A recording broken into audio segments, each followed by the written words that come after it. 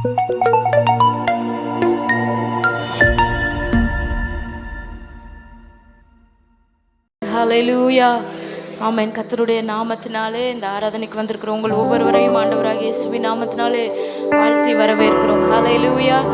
சங்கீதக்காரன் இப்படியாக சொல்லுகிறான், பூமியின் குடிகளே, நீங்கள் எல்லாரும் தேவனுக்கு முன்பாக கெம்பீரமாய் பாடுங்கள். அவர் நாமத்தின் மகத்துவத்தை கீர்த்தனம் பண்ணி அவருடைய துதியின் மகிமையை கொண்டாடுங்கள். ஹல்லேலூயா.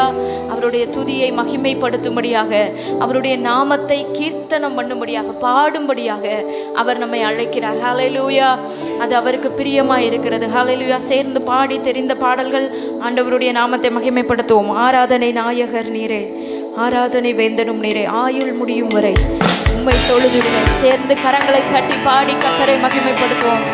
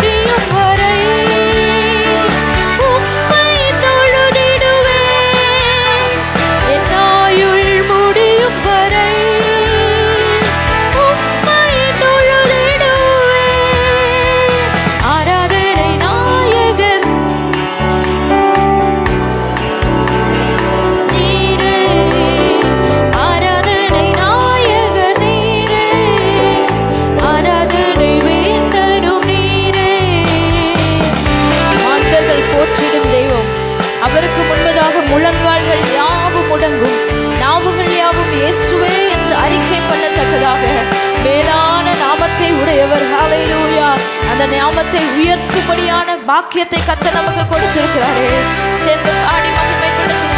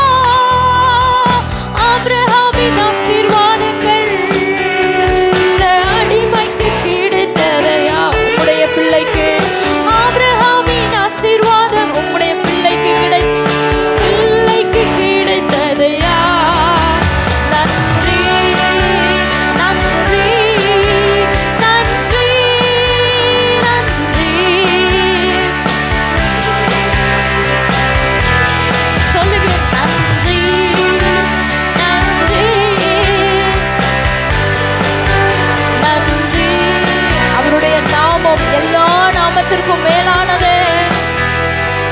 வானத்திலும் இந்த பூமியிலும் வல்லமையான ஒரு நாமம் உண்டு. சொல்லுங்க, இந்த பூமியிலும் வல்லமையான ஒரு நாமம் உண்டு.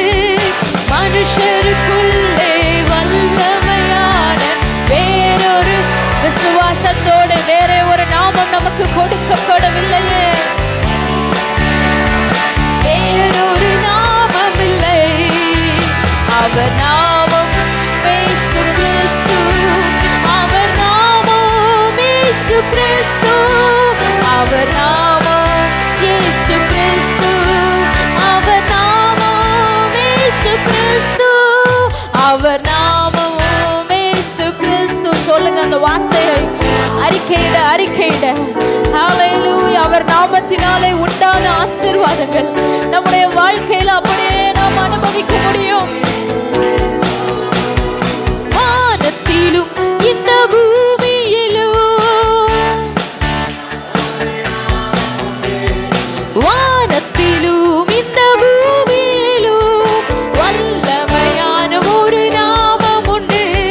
மனுஷருக்குள்ளே வல்லமையான வேறொரு நாமம் இல்லை.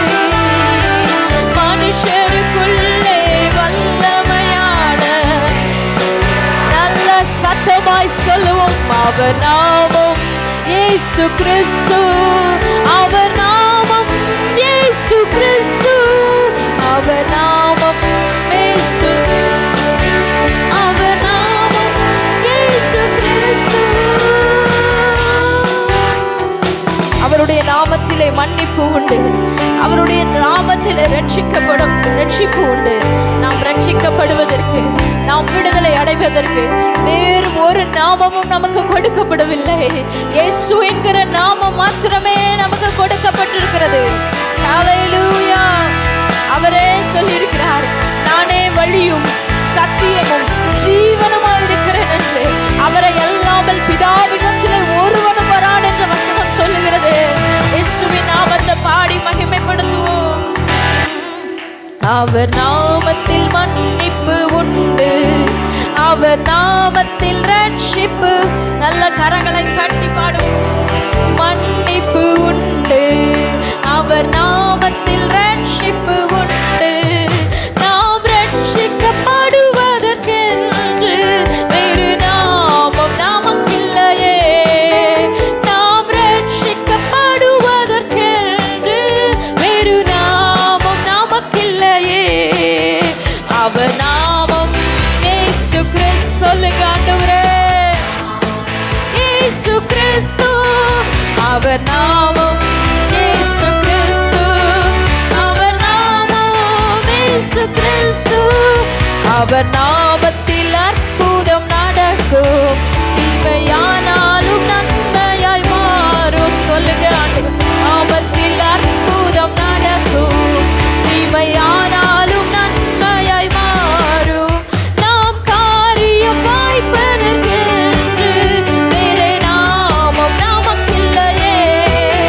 நாம் காரியம், ஆமென், வேறே சொல்லுங்க மறுபடியும், நம்முடைய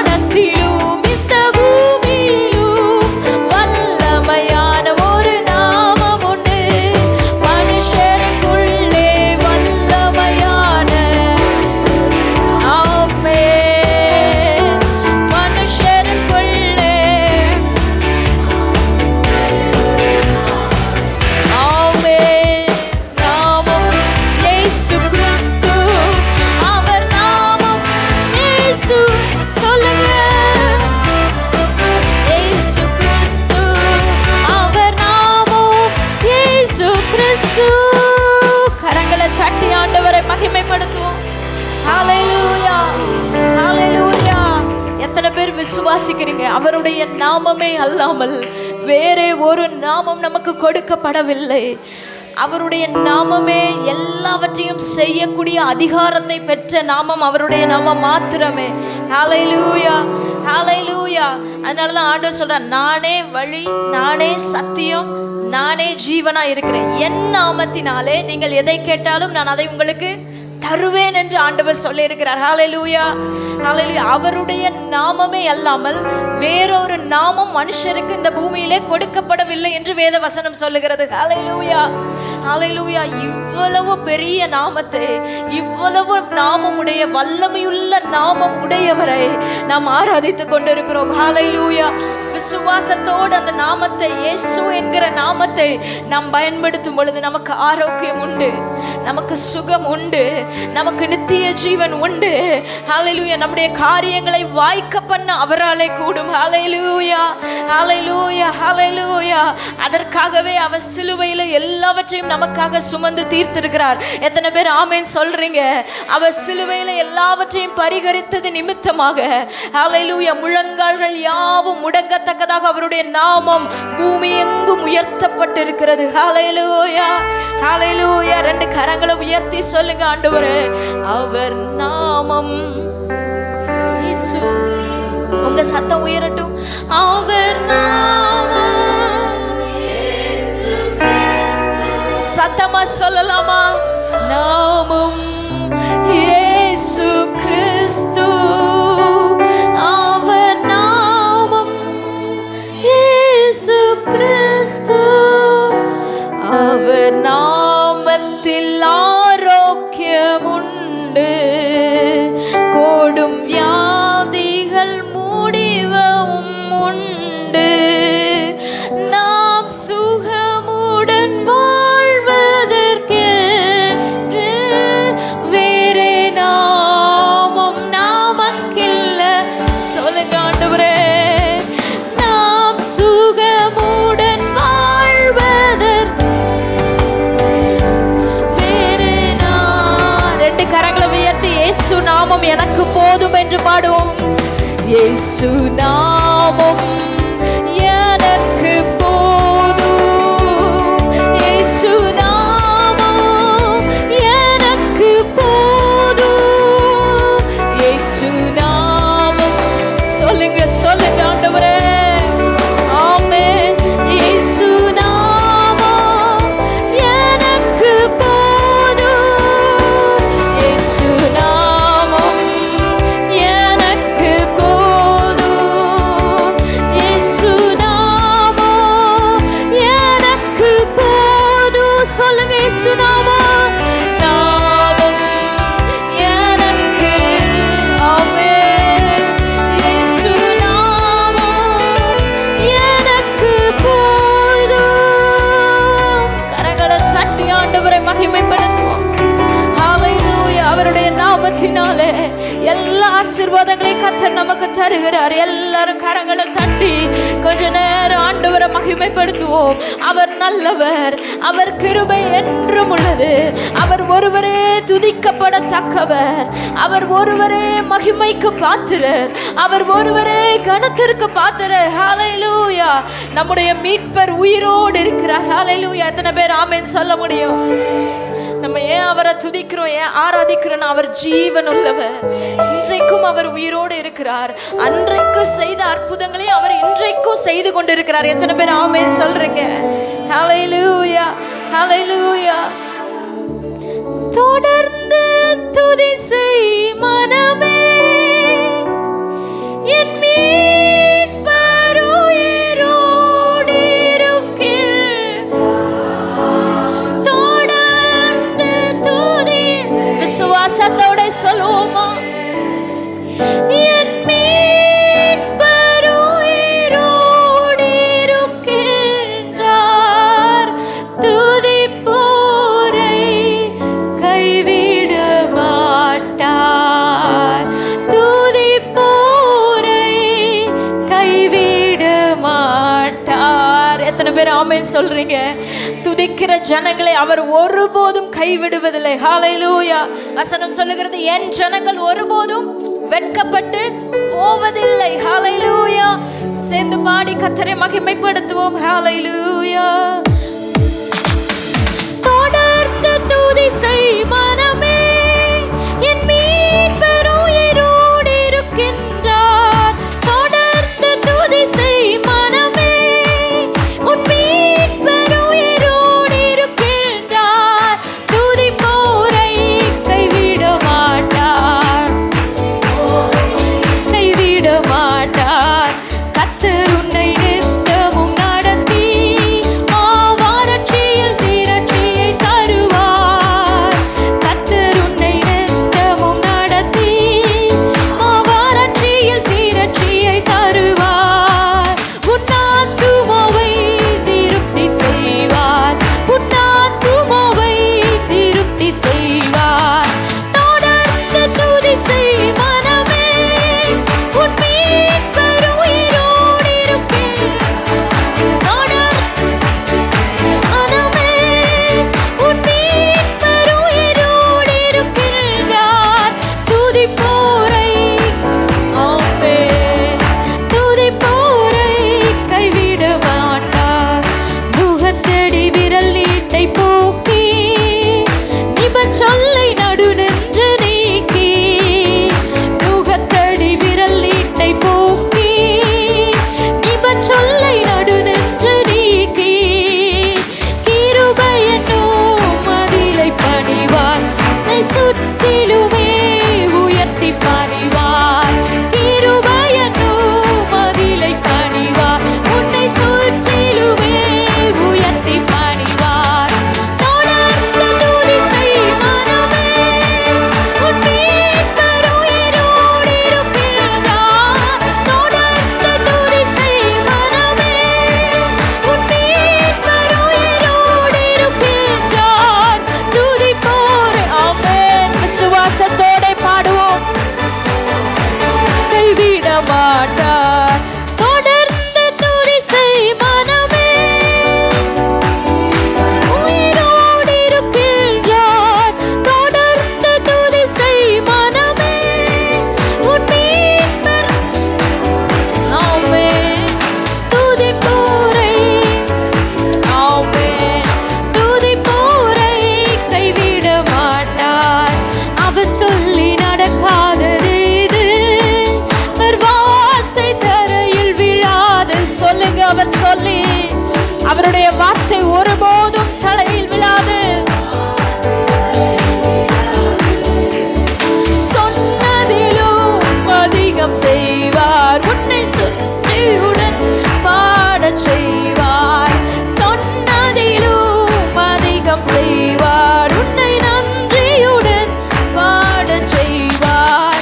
தொடர்ந்து துதி செய் மனமே, உன் மீட்பர் உயிரோடு இருக்கின்றார்.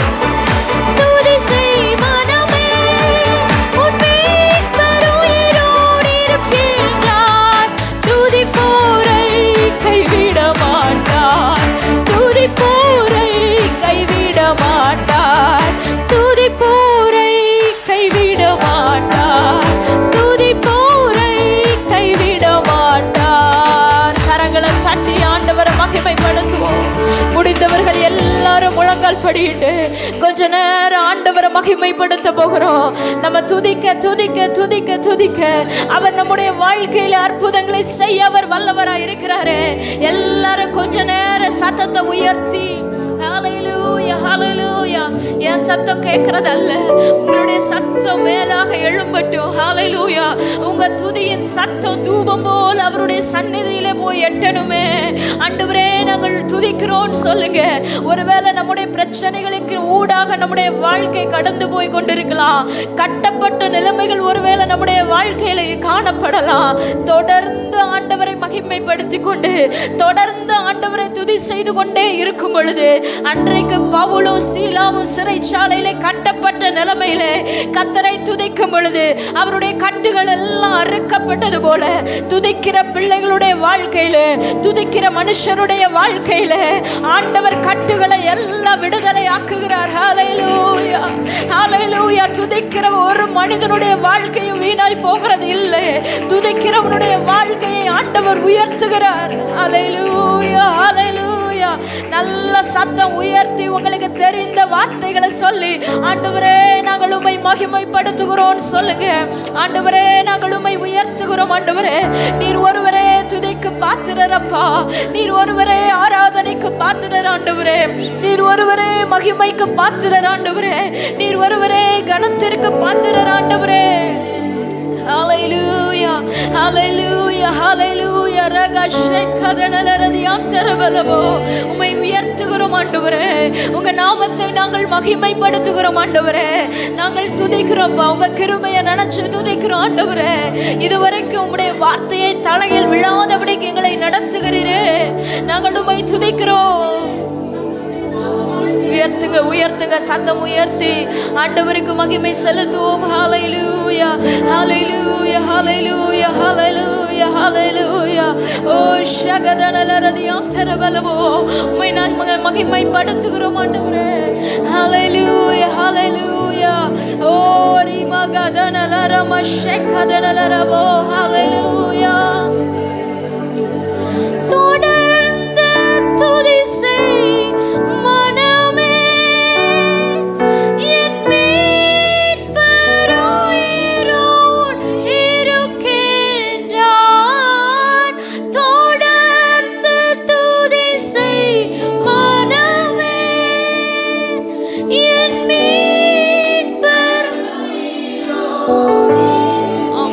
சொல்லுங்க.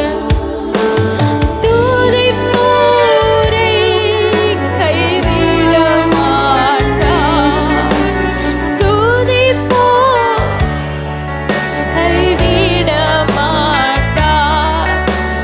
தொடர்ந்து துதி செய்.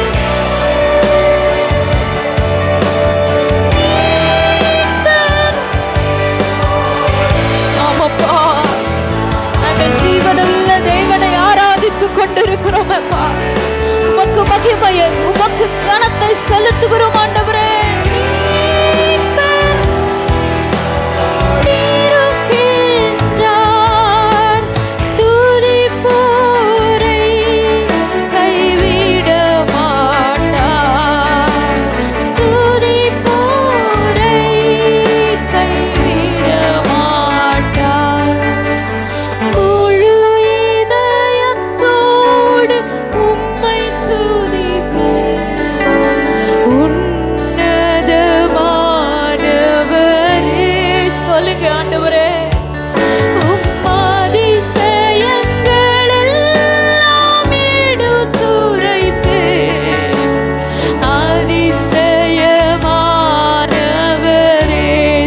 முழு இதயத்தோடு, முழு இதயத்தோடு உம்மை துதிப்பேன் உன்னதமானவரே.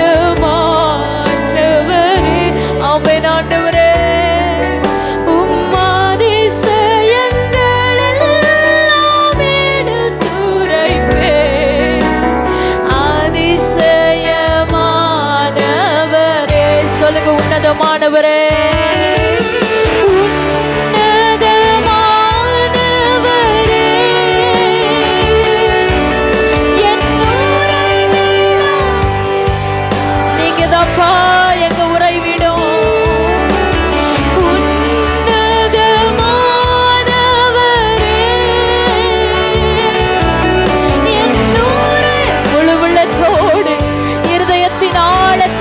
ஆண்டவரை உயர்த்துக. உன்னதமானவரை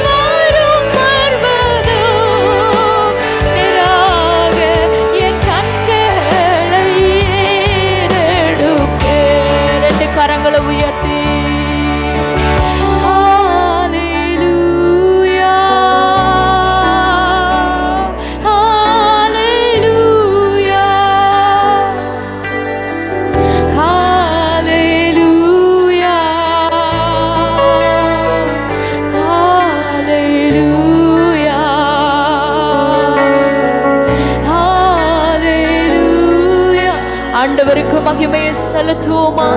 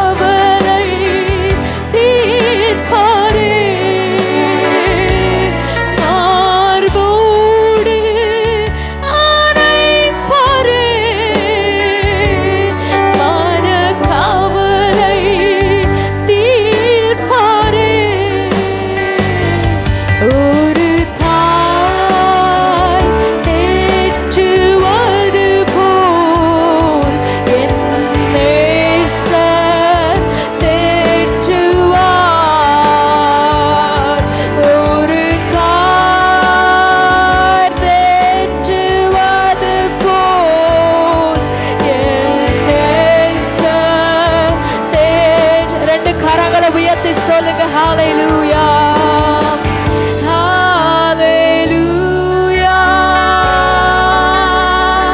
ஹalleluya ஹalleluya ஹalleluya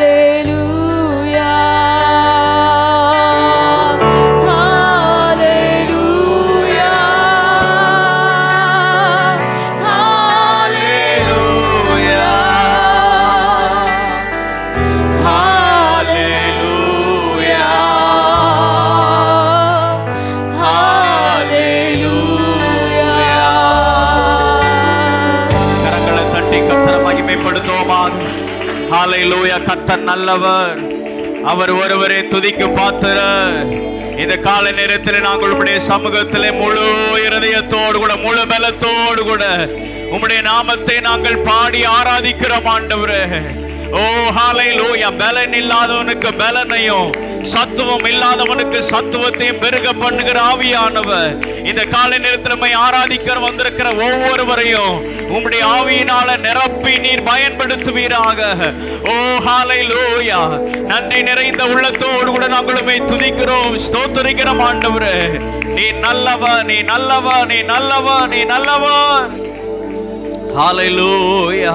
இயேசுவே மக்கு ஸ்தோத்திரம் செலுத்துகிறோம். எல்லாரும் தேவ சமூகத்தில் எழுந்து நிற்பமாக. ஹalleluya. தேவ பிரசன்னத்தை எல்லாரும் அனுபவிப்பதற்கு கர்த்தர் கிருபை தருவாராக. ஆமென். ஹalleluya. வாரந்தோறும் ஒரு என்கவுண்டர் நமக்கு உண்டாகணும். ஆமென். இப்படி நாம் கூடி வருகிற நேரத்தில் பரிசுத்த ஆவியானவர் நம்மோடு கூட இடைப்படணும். ஆண்டவரே அவங்களுக்கு பேசினீங்க இவங்களுக்கு பேசினீங்க என்று அல்ல, ஆண்டவரே என்னோடு கூட நீங்க பேசணும், என்னோடு கூட ஒரு சந்திப்பு உண்டாகணும் ஆண்டவரே. ஹல்லேலூயா. நான் உங்களுக்கு தூரமாக இருக்கக்கூடாது. கர்த்தாவே ஸ்தோத்திரம் ஆண்டவர், உங்க பிரசன்னத்தினால என்ன நிரப்புங்கப்பா. ஹல்லேலூயா. ரெண்டு கரங்களை உயர்த்தி ஹல்லேலூயா. நம்புவே இயேசுவை, நம்புவே இயேசுவை, நம்புவே இயேசுவை, நம்புவே இயேசுவை. ஆத்திமாரம் துளிர் விடாமல் தாட்டு மந்தை முதல் அற்றாலும், ஆத்திமாரம் துளிர் விடாமல் ஆட்டு மந்தை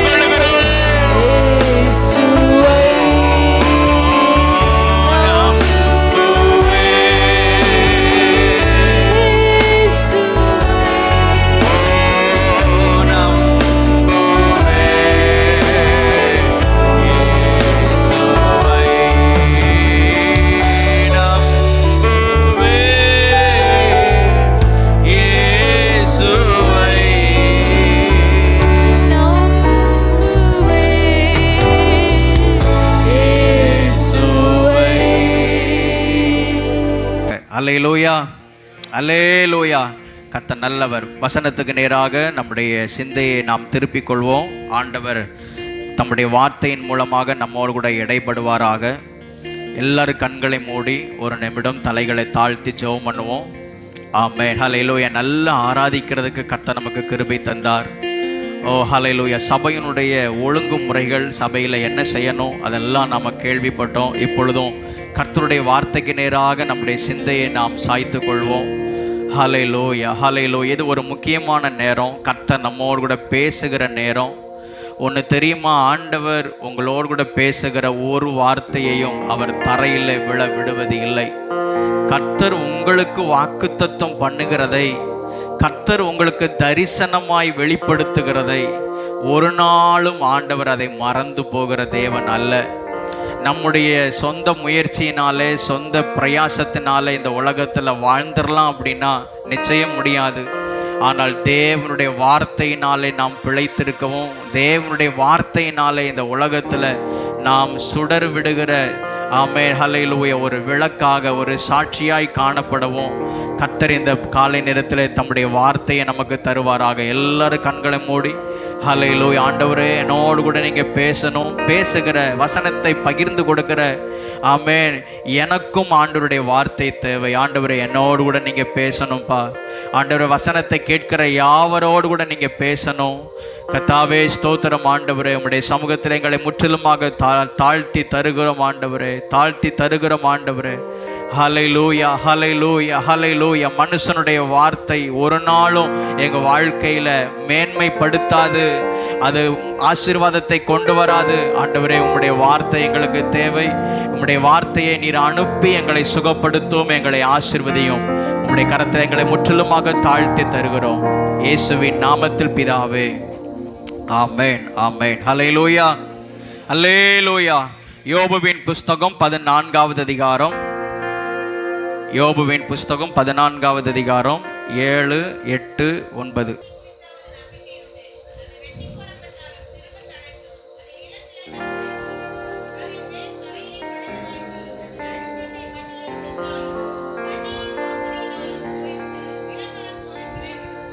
எல்லாரும் சேர்ந்து வாசிச்சிருவோமா? மனசில் பதியணும் அப்படிங்கிறதுக்காக தான். யோபு 14வது அதிகாரம் 7, 8, 9. ஒரு மரத்தை குறித்தாவது நம்பிக்கை உண்டு, அது வெட்டி போடப்பட்டாலும் திரும்ப தழைக்கும், அதன் இளங்கிளைகள் துளிர்க்கும், அதன் வேர் தரையிலே பழையதாகி, அதன் அடிக்கட்டை மண்ணிலே செத்தாலும் தண்ணீரின் வாசனையினால் அது துளிர்த்து இளம் மரம் போல கிளைவிடும். அல்லேலூயா, அல்லேலூயா, ஆமென். ஒரு மரத்தை குறித்ததான நம்பிக்கையை குறித்து சொல்லப்பட்டிருக்கிறது. என் கையில் ஒரு மரம் இருக்குது. படத்தில் தான் பார்த்துருப்போம். இந்த பேயை விரட்டுறதுக்கு இந்த மாதிரியை தூக்கிட்டு என்ன செய்வாங்க, நிற்பாங்க. இது பேய் விரட்டுறதுக்குரிய மரம் மட்டும் இல்லை, ஆமென், எல்லாம் ஆசீர்வாதத்திற்கான மரம். அல்லேலூயா. இது சிலுவை மரத்தில் தான் ஏசப்பா அத்தனை ஆசீர்வாதங்களையும் சம்பாதித்து வைத்திருக்கிறார். ஆமென் சொல்லுவோமாக. ஹல்லேலூயா. ஒரு மரத்தை குறித்ததான நம்பிக்கையை குறித்து இங்கே நாம் வாசிக்கிறோம். அது வெட்டி போடப்பட்டாலும் திரும்ப தழைக்கும், அதனுடைய அடிக்கட்டை மண்ணிலே செத்தாலும் தண்ணீரின் வாசனையினாலே மறுபடியும் வேரிலிருந்து அது துளிர்த்து இளம் மரம் போல கிளைவிடும். ஆமென் சொல்லுவோமாக. ஆமென். ஹல்லேலூயா, ஹல்லேலூயா, ஆமென். கர்த்தருடைய சமூகத்தில் இருக்கிற இந்த ஆலயத்தில் இருக்கிறதான ஒவ்வொருத்தரும் தாகத்தோடு கூட, வாஞ்சையோடு கூட இந்த வார்த்தையை நாம உட்கொள்ளுவோமாக. இந்த வார்த்தை ஜீவன் உள்ள வார்த்தை. அல்லேலூயா, அல்லேலூயா. ஆமென். 2 மனிதர்கள் ஒருத்தருக்கு ஒருத்தர் பேசிக்கொள்ளுகிறதான வார்த்தையை போல அல்ல. இது தேவனுடைய வார்த்தை, இது ஜீவனுள்ள வார்த்தை. இந்த வார்த்தை நம் ஒவ்வொருவரையும் உயிர்ப்பிக்க ஆண்டவர் நமக்கு கிருபை தருவாராக. ஹல்லேலூயா, ஹல்லேலூயா. இந்த புதிய மாதத்தில், இந்த மாதத்தில் ஆண்டவர் நமக்கு ஒரு புதிய நம்பிக்கையை பிறக்க செய்வாராக. எந்த ஹோப்புமே இல்லாது இருக்கிறதான சிச்சுவேஷனாக இருந்தாலும், எந்த ஒரு நம்பிக்கையுமே இல்லாத ஒரு சூழ்நிலையாக இருந்தாலும், அல்லது நம்முடைய நம்பிக்கையை குறித்து மற்றவர்கள் கேள்வி கேட்கக்கூடியதான ஒரு சூழ்நிலையாக இருந்தாலும், ஏசப்பா இந்த சிலுவையில தொங்கிக் கொண்டிருக்கும் பொழுது முன்பதாக நின்றதான அநேகர் கேள்வி கேட்டாங்க. பிரதான ஆசாரியன், பரிசேயன், சதுசேயர்கள் அவங்க அத்தனை பேரும் கேள்வி கேட்டாங்க. இவன் தேவனிடத்தில் நம்பிக்கையா இருந்தானே, அந்த தேவன் இவனை விடுவிக்கட்டும். ஒருவேளை இவன் தேவன் மேல் நம்பிக்கையா இருந்தானே, அந்த தேவன் இவன் மேல் பிரியமா இருந்தால் இந்த சிலுவையிலிருந்து இவனை விடுதலையாக்கட்டுமே என்று சொல்லி பரிகரிசித்து அவர்கள் பேசினார்கள், நிந்தித்து பேசினார்கள். இதே போல நம்முடைய நம்பிக்கையும் குறித்து ஒருவேளை மற்றவர்கள், இவன் இத்தனை வருஷம் ஆண்டவர் மேல நம்பிக்கையா இருக்கிறானே, இத்தனை வருஷம் விடாமல் ஜெபித்து கொண்டே இருக்கிறானே, இத்தனை ஆண்டுகளாக ஆமென் கர்த்தரையே அவன் சார்ந்து கொள்ளுகிறானே, ஆலயத்துக்கு போகிறானே, அந்த பெந்தைக்கோஸ்தே சபைக்கு போகிறானே, அப்படி என்ன இவனுடைய வாழ்க்கையில அப்படி என்ன பெரிய காரியத்தை இவர்கள் கண்டுவிட்டார்கள் என்று ஒருவேளை நம்முடைய நம்பிக்கை குறித்து மற்றவர்கள் கேள்வி கேட்கக்கூடியதான் ஒரு சூழ்நிலையாக இருந்தாலும், இந்த காலை நேரத்தில் ஆண்டவர் நம்முடைய நம்பிக்கையை பலப்படுத்துவாராக. அல்லேலூயா, அல்லேலூயா. ஒரு புதிய நம்பிக்கையை கர்த்தர் மறுபடியும் துளிர்விட செய்வாராக. ஆமேன் சொல்லுவோமாக. ஆமேன். ஒரு அறிவு உடையதான இந்த மரத்திற்கு அவ்வளவு ஒரு பெரிய நம்பிக்கை இருக்குமையானால், என்ன நம்பிக்கை? என்னை வெட்டி போட்டாலும் நான் திரும்ப என்ன செய்வேன்? நான் தழைப்பேன்.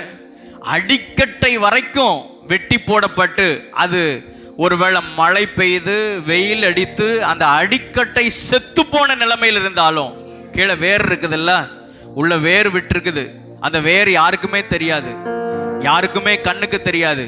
உள்ளே ஆழமாய் பரவி வேர் விட்டிருக்கிறதான எந்த அடிமரமாக இருந்தாலும் தண்ணீரின் வாசனையினாலே அது மறுபடியும் துளிர்விடும். அல்லேலூயா, அல்லேலூயா. உங்களுடைய வேரானது கிறிஸ்துவுக்குள் ஆழமாய் விடப்பட்டிருந்தால், ஆமென், நீங்கள் உறுதியாக தைரியமாக நீங்க சொல்லலாம், ஒரு நாள் வரும், நிச்சயமாக நான் தழைப்பேன், நிச்சயமாக நான் துளிர்ப்பேன், இளம் மரத்தை போல நான் கிளை விடுவேன். அல்லேலூயா, அல்லேலூயா. ஆமென். என்னுடைய வேர் கிறிஸ்துவுக்குள் ஆழமாய் இருக்க கர்த்தர் உதவி செய்வாராக. ஆமென் சொல்லுவோமாக. ஆமென், அல்லேலூயா, ஆமென். ஒரு அறிவு உள்ளதான அந்த மரத்துக்கே அவ்வளவு நம்பிக்கை இருக்குமே, ஆனால் 6 அறிவு உள்ளதான நமக்கு அதை காட்டிலும் அதிகமான நம்பிக்கை இருக்க வேண்டும். ஆமென் சொல்லுவோமாக. ஆமென், அல்லேலூயா. சொல்லுங்க, நான் வெட்டி போடப்பட்டாலும் நான் திரும்ப தழைப்பேன். சொல்லுங்க, நீங்க சொல்லுங்க, நான் வெட்டி போடப்பட்டாலும் திரும்ப தழைப்பேன். பக்கத்தில் இருக்கிறவங்க கையை பிடிச்சு சொல்லுங்க, ஆமென். நீங்க வெட்டி போடப்பட்டாலும் நீங்க திரும்ப தழைப்பீர்கள். அல்லேலூயா, அல்லேலூயா. ஆமென். எதற்கும் எண்டு கிடையாது. ஆண்டவர் ஆமென் முடிந்தது என்கிறதான சூழ்நிலையிலிருந்து ஒரு புதிய துவக்கத்தை ஆண்டவர் உண்டு பண்ணுவதற்கு தேவன் வல்லவராயிருக்கிறார். ஆமென் சொல்லுவோமாக. கடந்த வாரத்தில் நம்ம தியானித்தோம், ஞாபகம் இருக்குதா? மரத்திலிருந்து இறக்கி கல்லறையிலே வைக்கப்பட்டதான இயேசு கிறிஸ்துனுடைய சரீரத்திலிருந்து நாம் சில காரியங்களை நாம் தியானித்தோம். அந்த மரித்த சரீரம் 3வது நாளிலே தாம் சொன்னபடியே உயிரோடு கூட எழுப்பப்பட்டது. அல்லேலூயா, அல்லேலூயா. தேவன் அவரை உயிரோடு கூட எழுப்பினார். அவர் சதா காலங்களிலும் என்றென்றுக்கும் உயிரோடு கூட இருக்கிறார். ஆமென் சொல்லுவோமாக. அல்லேலூயா, ஆமென். கடந்த வாரத்திலே நாம் தியானித்தோம். இன்றைக்கும் ஒரு வசனத்துக்கு நேராக நம்முடைய கவனத்தை நாம் திருப்புவோம். ஏசாயா தீர்க்கதரிசன புஸ்தகம் 11வது அதிகாரம், அதிலே 1வது வசனம். ஏசாயா 11வது அதிகாரம் 1வது வசனம். ஈசா என்னும் அடிமரத்திலிருந்து ஒரு துளிர் தோன்றி அவன் வேர்களில் இருந்து ஒரு கிளை எழும்பி செழிக்கும். எல்லாரும் சேர்ந்து வாசிப்போம். ஈசா என்னும் அடிமரத்திலிருந்து ஒரு துளிர் தோன்றி அவன் வேர்களில் இருந்து ஒரு கிளை எழும்பி செழிக்கும். ஹல்லேலூயா, ஹல்லேலூயா. இந்த வசனம் கிறிஸ்து இயேசுவை பற்றியதான வசனம். இந்த வசனம் மேசியாவை பற்றியதான தீர்க்க தரிசன வசனமாக இருந்தாலும் இந்த வார்த்தை இது நம்மோடு கூட தொடர்புடையதான வார்த்தை. ஆமேன் சொல்லுவோமாக. ஆமேன். ஹல்லேலூயா. ஈசாய் என்னும் அடிமரம்.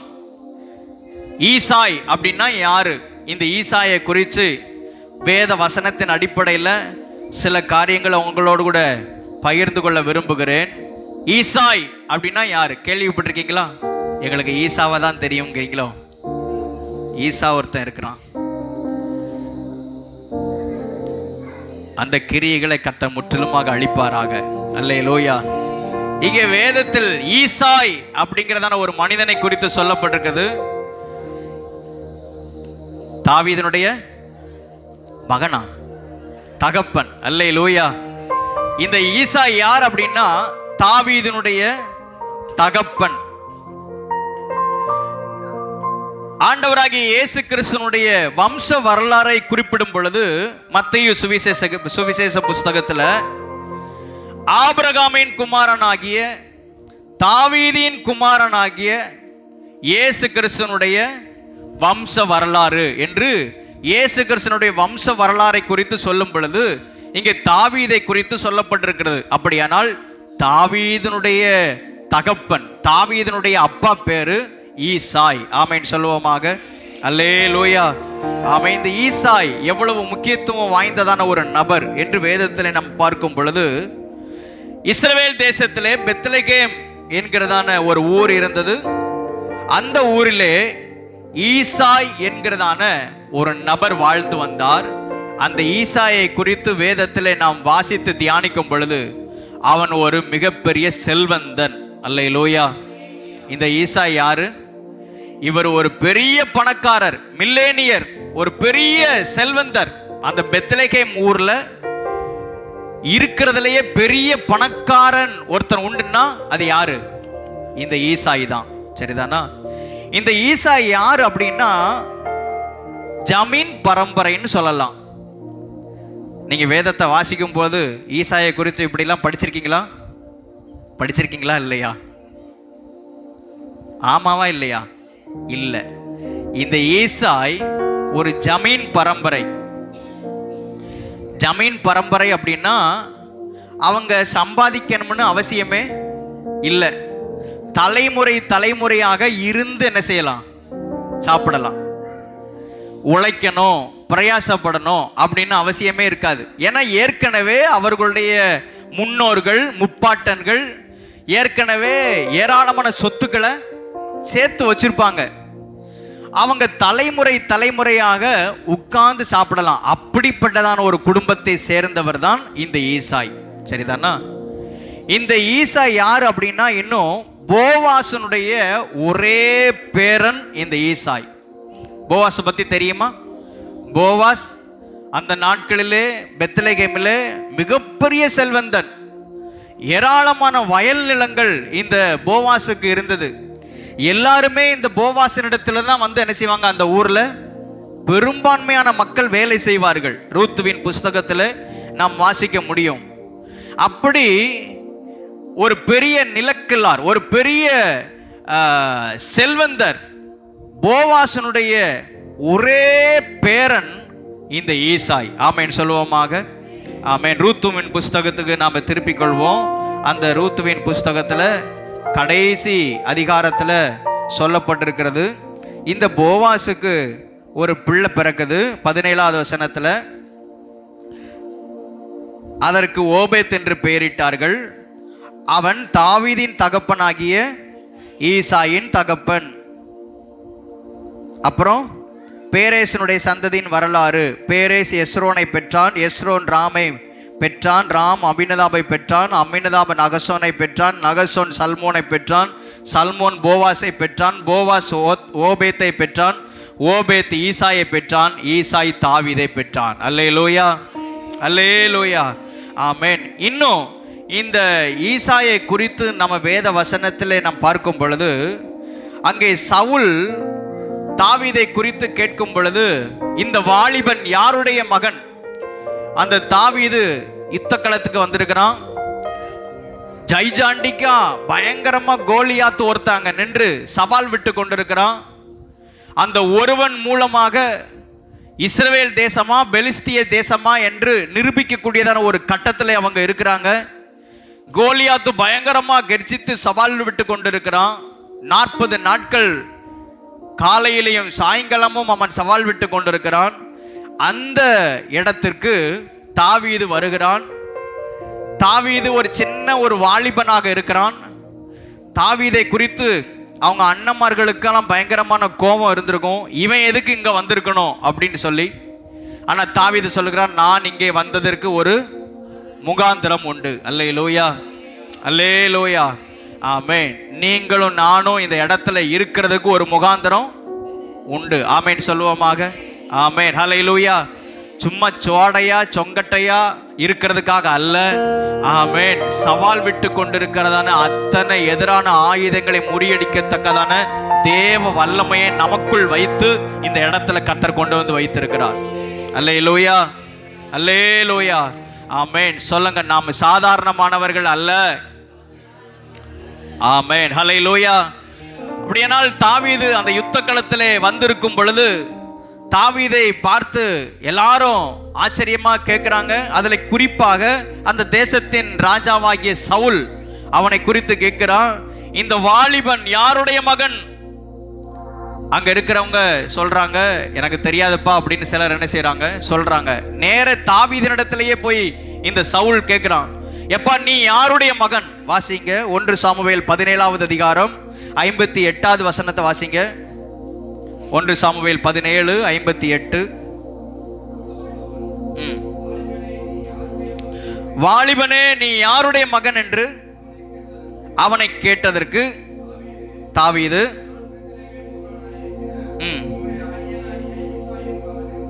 பெத்லெகேமியனாகிய உம்முடைய அடியானாகிய ஈசாயனுடைய மகன். உம்முடைய தேசத்துல பெத்லெகேமில் இருக்கிறதான ஈசாயனுடைய மகன் என்று தாவீது இப்படி ராஜாவுக்கு முன்பதாக அறிமுகப்படுத்துகிறார். அல்லேலூயா, அல்லேலூயா. இப்போ முதலமைச்சர் வாராரு, ஓட்டு கேட்கறதுக்கு வாராரு. கொட்டாரத்தில் சந்திக்கிறாருன்னு வச்சுக்கோங்களேன். அந்த இடத்துல ஏதோ நம்ம போய் கூடி போய் நிற்கிறோம். அதில் திடீர்னு பார்த்து இந்த ஆள் ரொம்ப வித்தியாசமா தெரிகிறாரு, இந்த அம்மா ரொம்ப வித்தியாசமா செயல்படுறாங்களே அப்படின்னு பார்த்து நம்மளை கண்டுபிடிச்சி நீ யாருப்பா அப்படின்னு கேட்டா நம்ம அடையாளம் சொல்ல முடியுமா? இல்லை, நான் இப்படி அச்சங்குளத்தில், இப்படி கொட்டாரத்தில், இப்படி கன்னியாகுமரியில் இவங்களுடைய மகன் அப்படின்னு, இவங்களுடைய மகள் அப்படின்னு சொல்ல முடியுமா?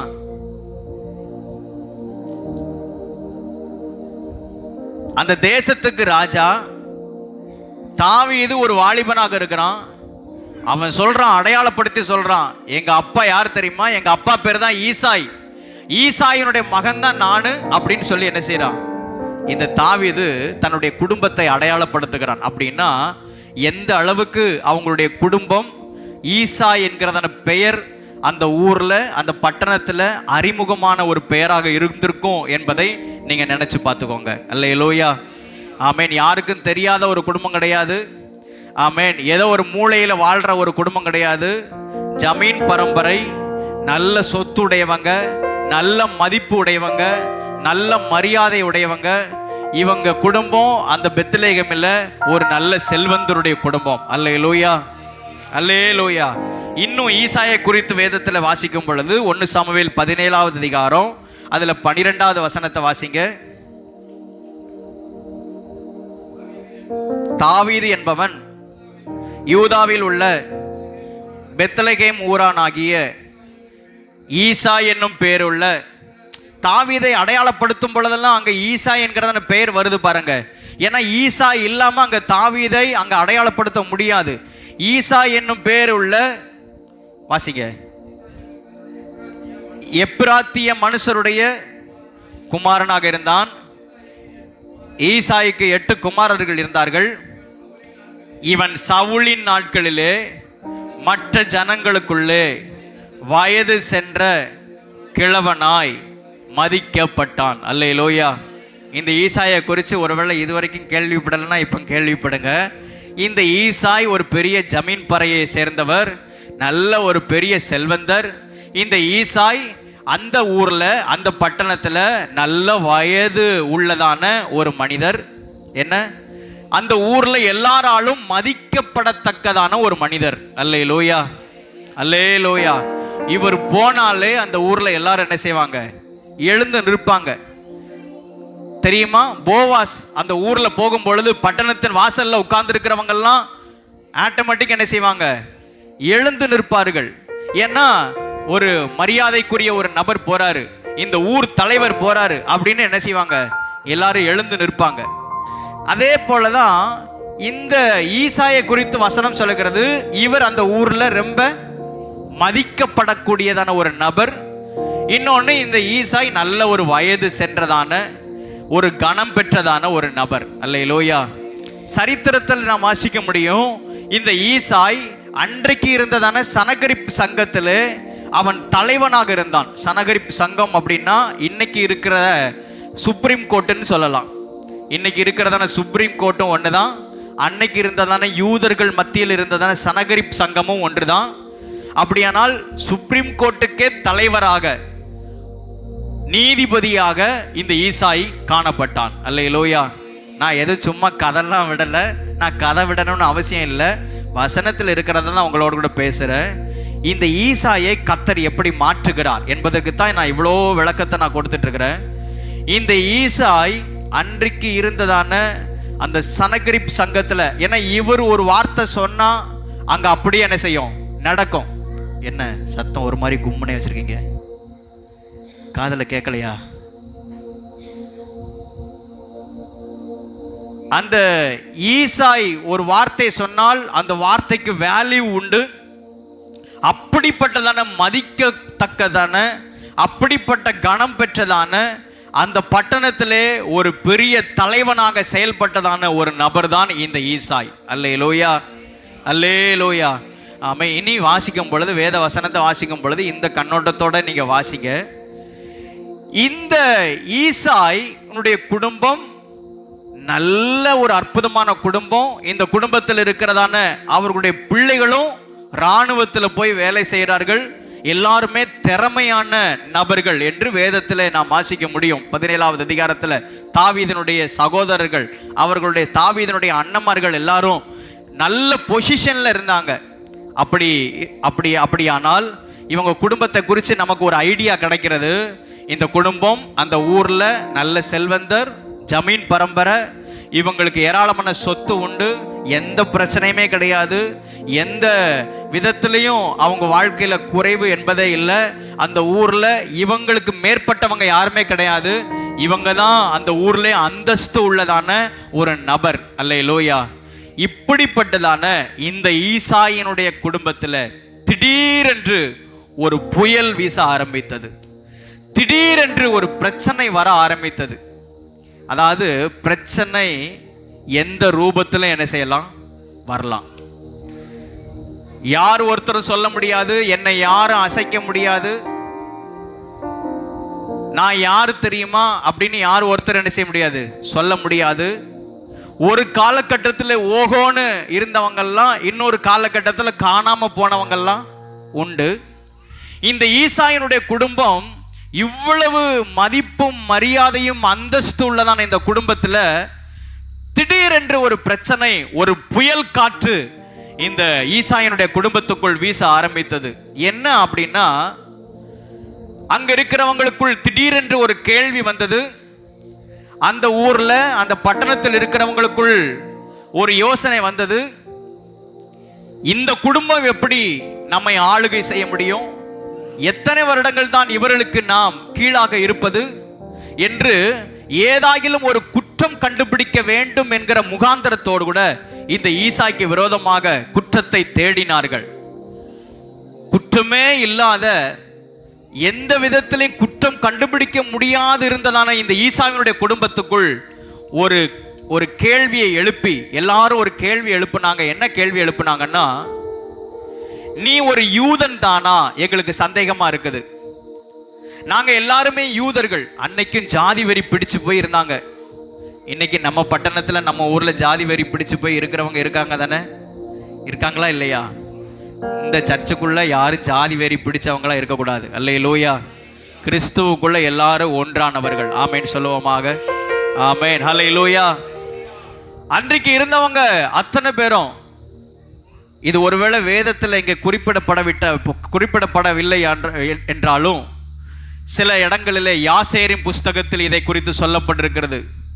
ஆமேன். இந்த புஸ்தகத்தில், நாளாகம புஸ்தகத்தில் இதை குறித்து சொல்லப்பட்டிருக்குது. அப்படின்லாம் வேதத்தில் நம்ம வாசிக்க முடியும்.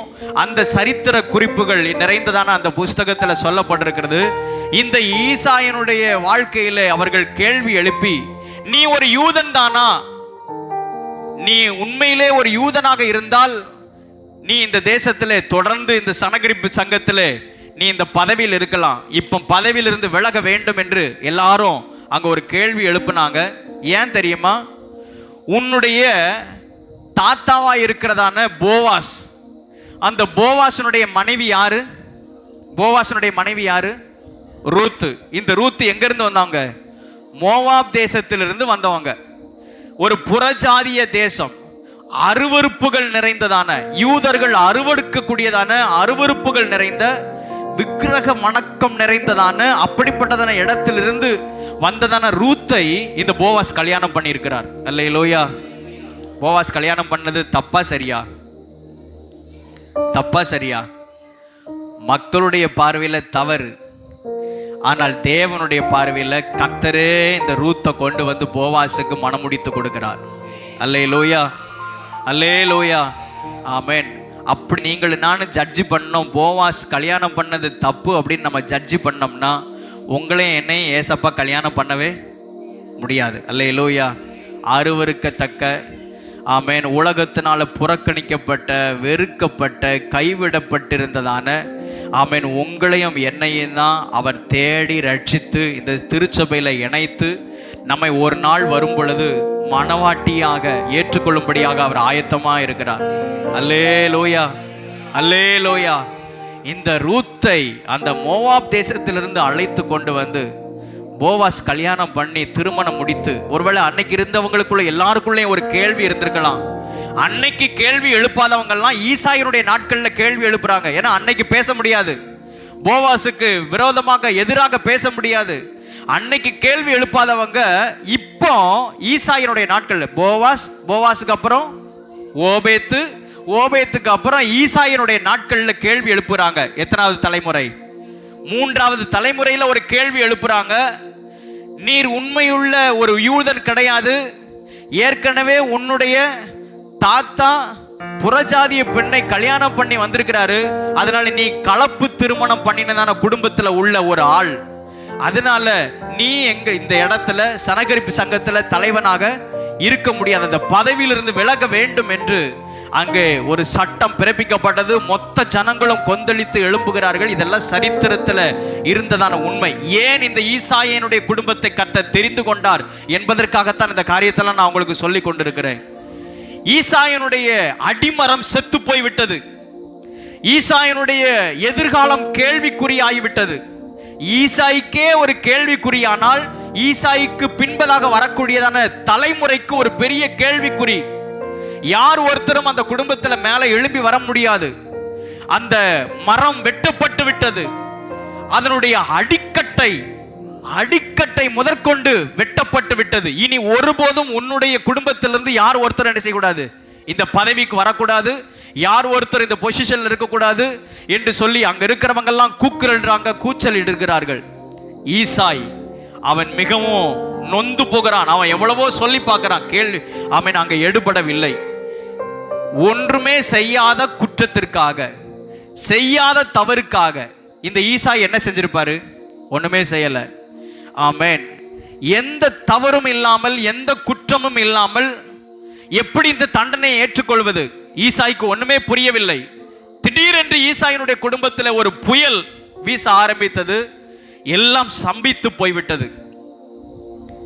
இந்த ஈசாயினுடைய குடும்பத்தை பார்த்து கர்த்தர் சாமுவேலை அனுப்பி, அன்றைக்கு ஏசாயாவை அனுப்பி வாக்குத்தத்தங்களை, தரிசனங்களை கொடுக்கிறார்.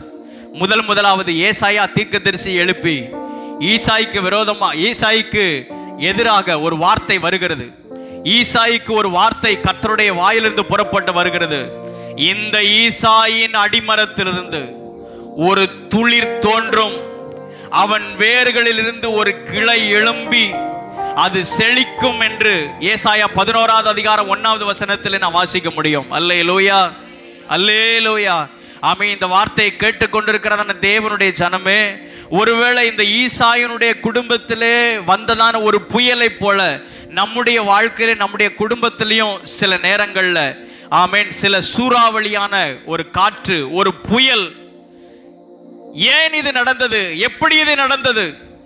ஒருவேளை இழப்பு என்கிறதான ஒரு புயல், பொருளாதார வீழ்ச்சி என்கிறதான ஒரு புயல், மதிப்பும் அந்தஸ்தும் மரியாதையும் நம்மை விட்டு கடந்து போகக்கூடியதான ஒரு புயல், ஏதோ ஒரு காரியங்கள். என்ன காரணத்தினால் இது நடந்தது?